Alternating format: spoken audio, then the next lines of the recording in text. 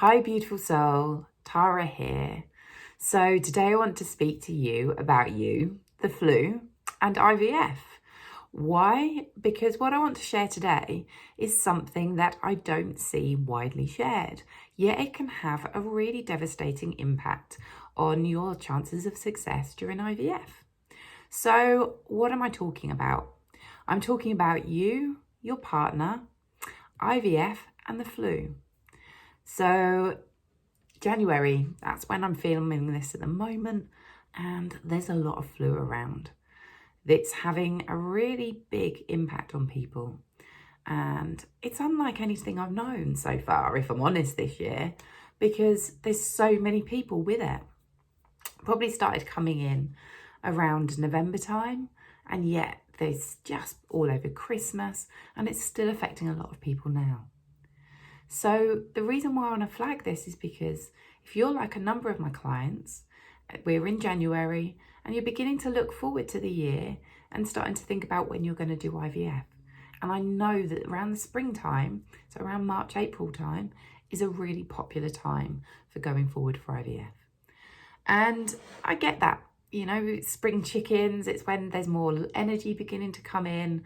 It's generally where you feel like, okay, now's the time where you make the decision and that you feel like you'll be ready for it then. And it's a really, really strong decision. What I will say is that whilst we're in this particular phase where there's so many bugs, especially the flu going around, there's some things that I want you to be aware of.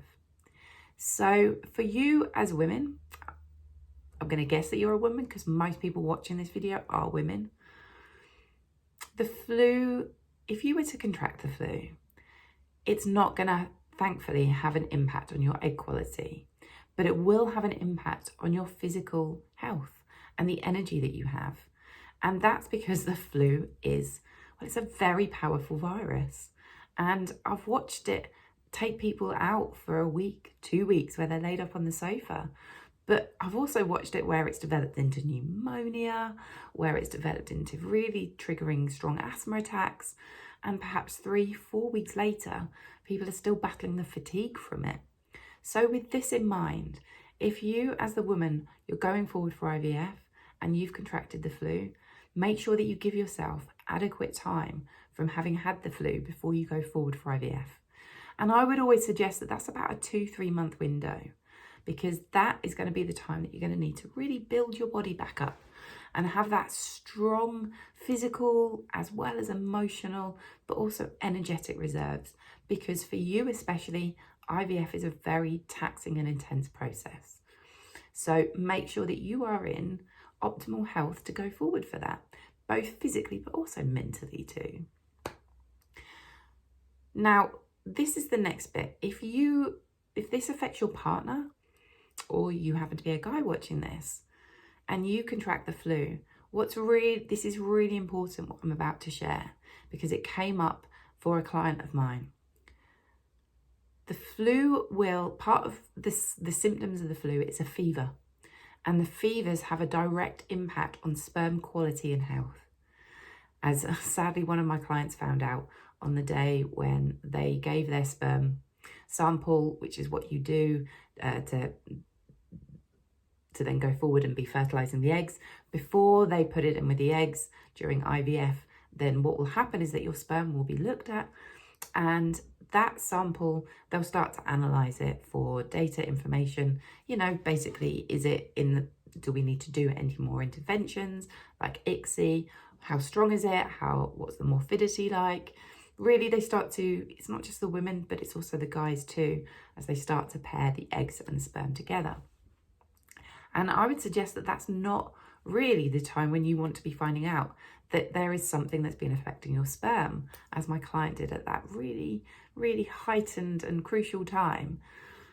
They'd had a fever, and that's really common with the flu, but nobody had spoken to this couple about things that can put IVF at risk.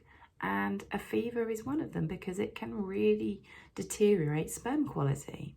In this case, the guy had contracted the flu a month before then giving his sperm.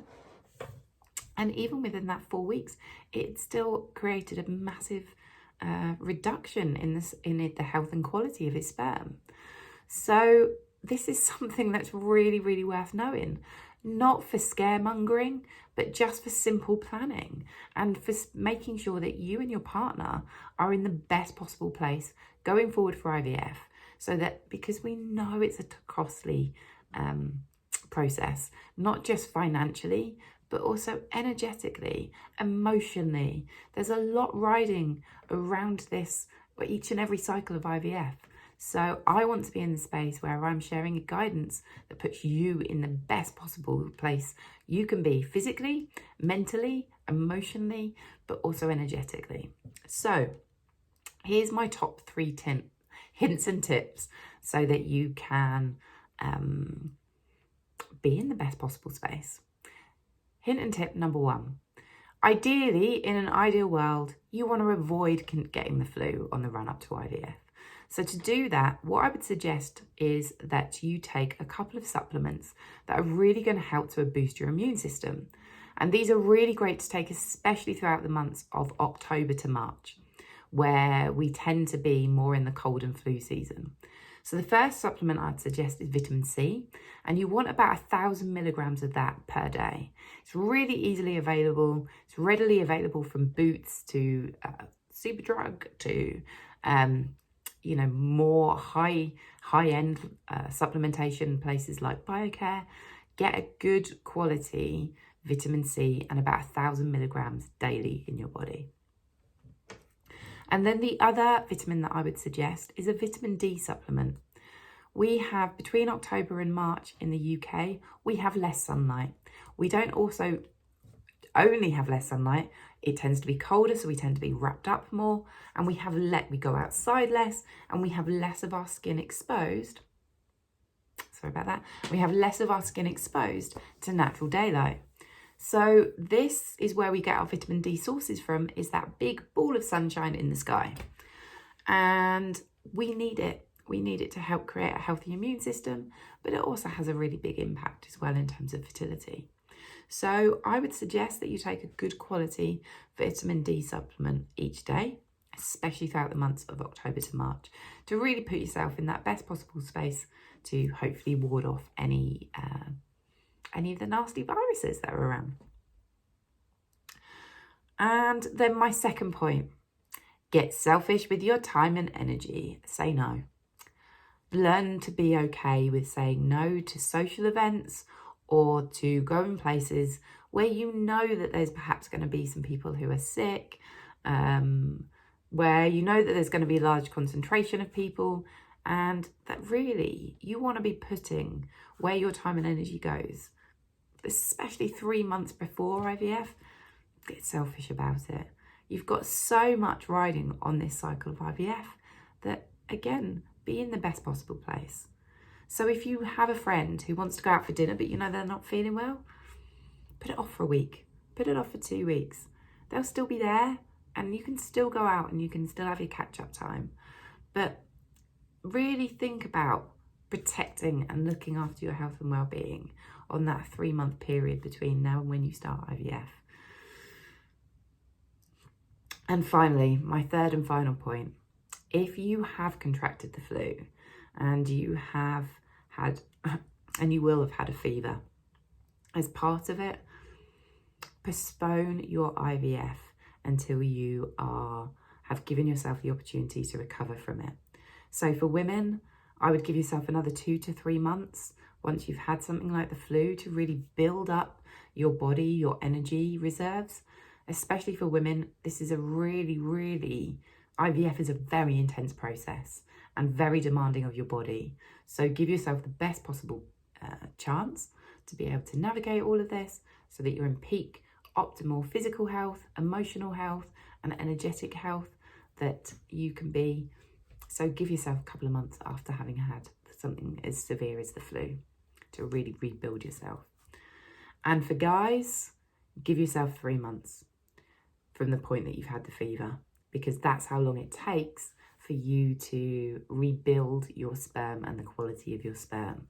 You know, like my client, that was a month difference between him having had the fever of the flu and then having had his sperm analysed to show that really significant reduction. And so, you know, I don't wish that you were in that place. So to help make sure that you don't get there, give yourself a good 3 months. And you know, clinics will quite easily put back dates. Don't be hard over on because you've set a date that you have to commit to it. Life happens sometimes. The flu happens sometimes. And so events that you couldn't perceive or know about, they happen. Work according to what you've got at that point in time. So I would strongly advise that if you do have a fever, that especially for guys, that you put off going forward for IVF for about 90 days, 3-month period. So that's what I've covered today is you, your partner, IVF and the flu. The flu, especially because of the fever element, can have a really detrimental effect, not only on you as the woman, but also on guys, your sperm health. And it's really important that going forward for IVF, you're in your best possible space, physically, emotionally, mentally, but also with your energy, because it's a demanding full-on process. So that's where take the vitamin C, vitamin D, really help boost your immune system. Avoid going to places where you know that there's going to be lots of sick or poorly people. As you can hear, I'm recovering from it myself. And if you do have it, delay going forward for IVF about a good 2 to 3 months. Women especially 2 to 3 months, guys around the 3-month, 90-day 3-month mark. And that should then mean that you're fully recovered, fully healed, and then in your best space to go forward for IVF.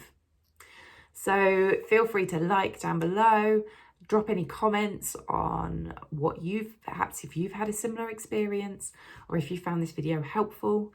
And I'll be sharing over the coming days some more information about an up and coming workshop that I'll be hosting around how you get yourself in the best possible space mentally, physically, emotionally and energetically for IVF so that you can secure the best possible outcome for you and your partner. So keep a lookout for those. I'll speak to you real soon. Take care. Bye.